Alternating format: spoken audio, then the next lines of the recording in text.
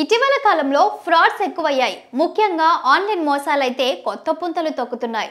మీ mobile నంబర్కు కొన్ని కోట్లు వచ్చాయంటూ పేర్కొన్న లింక్ పై క్లిక్ చేయమంటూ సందేశాలు వస్తాయి. అంతేనా, ఫోన్లు చేసి మరీ చోరీ చేస్తున్నారు. బ్యాంకు నుంచి ఫోన్ చేస్తున్నామని లేదా బంపర్ ప్రైజ్ తగిలిందంటూ కాల్స్ చేసి డబ్బులు కొల్లగొడుతుంటారు. మన చేతితోనే మన కళ్ళను పొడి చేస్తుంటారు. మోసం జరిగిందని తెలిసే లోపే పరిస్థితి చేయి దాటిపోతుంది. జరగాల్సిన నష్టం మొత్తం జరిగిపోతుంది.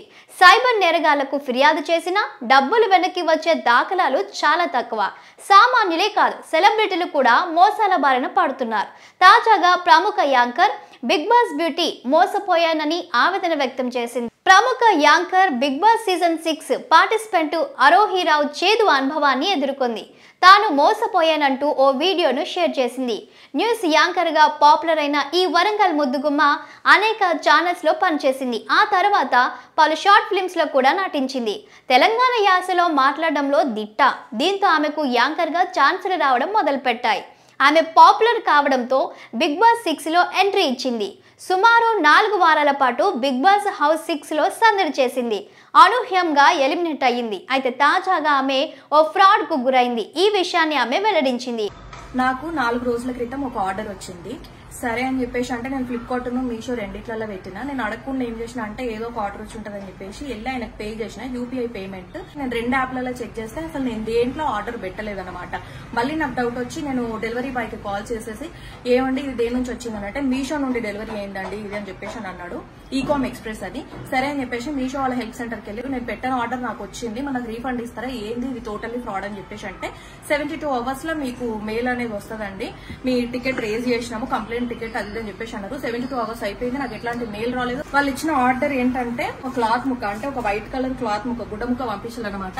ఈ ఆర్డర్ ఐడి చెప్తే మాకు దొరికిందండి ఆర్డర్ ఐడి, ఓకే దీనికి సొల్యూషన్ మేము చూస్తాము, 72 అవర్స్ వెయిట్ చేయండి అని అన్నారు. అట్లా 4 రోజులు అవుతుంది, ఇప్పటి వరకు ఏం చేయట్లేదు. ఇది టోటల్ గా మీషో చేసినటువంటి ఫ్రాడ్ అని చెప్పొచ్చు. ఇప్పటికీ వాళ్ళు ప్రాపర్ గా రెస్పాండ్ అవ్వట్లేదు. ఎప్పుడైనా ఆర్డర్స్ వస్తే చాలా జాగ్రత్తగా పే చేయండి. ఇది నా ఒక్కదానికే కాదు, నేను చాలా మంది దగ్గర నుంచి విన్నాను. మీషో నుంచి కొంతమంది ఇట్లా ఫేస్ చేసేయాలని విన్నా, అండ్ అదర్ యాప్స్ కూడా కొన్నిటి నుంచి ఇట్లనే ఆర్డర్ చెయ్యందే మనకు వచ్చిందని చెప్పేసి విన్నా. సో చాలా జాగ్రత్తగా కేర్ఫుల్ గా ఉండండి.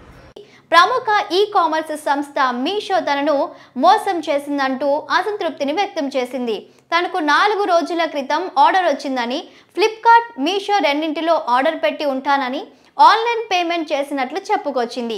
తీరా ఫోన్ చెక్ చేసుకోగా ఆ రెండింటిలోనూ ఆర్డర్ పెట్టలేదని డౌట్ వచ్చి ఈకామ్ ఎక్స్ప్రెస్ డెలివరీ బాయ్ కి కాల్ చేసి ఎక్కడి నుంచి డెలివరీ వచ్చిందని అడిగితే మీషో అని చెప్పాడని ఆమె వెల్లడించింది. వెంటనే మీషో యాప్ హెల్ప్ సెంటర్ కు కాల్ చేసి పెట్టని ఆర్డర్ వచ్చిందని, నా డబ్బులు రిఫండ్ చేయమని అడిగినట్టు చెప్పుకొచ్చింది. మీ టికెట్ రైజ్ చేశాం, 72 గంటల్లో మెయిల్ వస్తుందని చెప్పారని, కానీ 4 రోజులైనా ఎలాంటి రెస్పాన్స్ రాలేదని ఆవేదన వ్యక్తం చేసింది.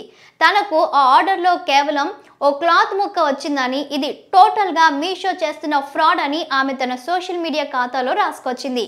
ఎప్పుడైనా ఆర్డర్స్ వస్తే చాలా జాగ్రత్తగా అమౌంట్ పే చేయండి.